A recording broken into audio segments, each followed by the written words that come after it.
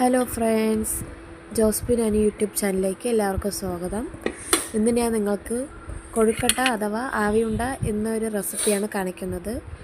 ആദ്യം തന്നെ അരിപ്പൊടി, ആവശ്യത്തിനുള്ള അരിപ്പൊടി എടുക്കണം. ഞാൻ 2 പേർക്കുള്ള അരിപ്പൊടിയാണ് എടുത്തിട്ടുള്ളത്.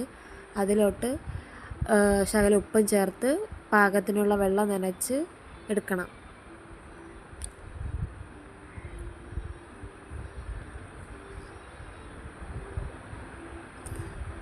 എല്ലാം കൂടെ തിരുമ്മി കൂട്ടിച്ചേർത്ത് ഒരു പരുവാക്കി എടുക്കണം.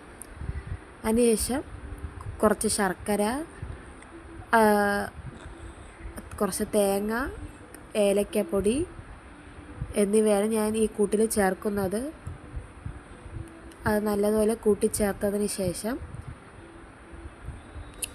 നമുക്ക് ഓരോ ബോളാക്കി എടുക്കാം. ആവി ഉണ്ടയിൽ നമ്മൾ ഉണ്ടാക്കുന്നത് ഓരോ ബോളാക്കി ഈ ഒരു രീതിയിൽ ബോളാക്കിയിട്ട് പരത്തി ഉള്ളിലാണ് വയ്ക്കുന്നത്. ഈ രീതിയിൽ വേണം നമ്മൾ ചെയ്യാൻ. വിള്ളലൊന്നും ഇല്ലാതെ നോക്കണം.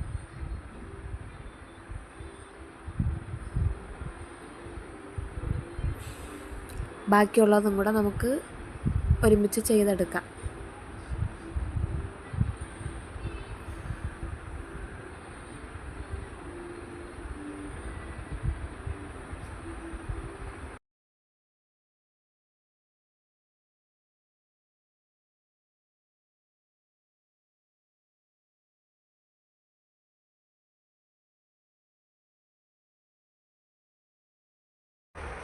ഇതെല്ലാം കഴിഞ്ഞതിന് ശേഷം നമുക്ക് അത് ആവിയിലോട്ടിട്ട് വേവിക്കാം.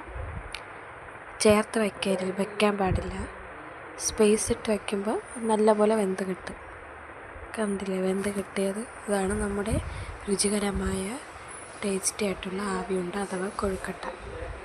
എല്ലാവരും ഇത് ട്രൈ ചെയ്ത് നോക്കണം. Subscribe and like and share.